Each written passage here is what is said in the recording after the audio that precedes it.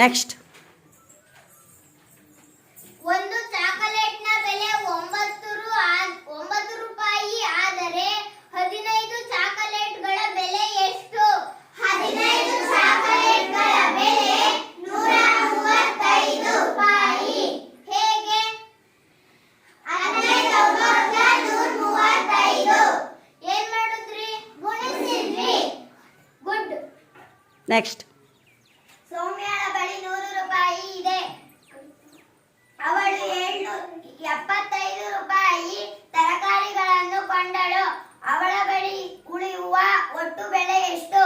ಅವಳ ಬಳಿ ಉಳಿಯುವ ಒಟ್ಟು ಬೆಲೆ 25 ರೂಪಾಯಿ. ಹೇಗ್ ಮಾಡ್ಕೊಂಡ್ರಿ?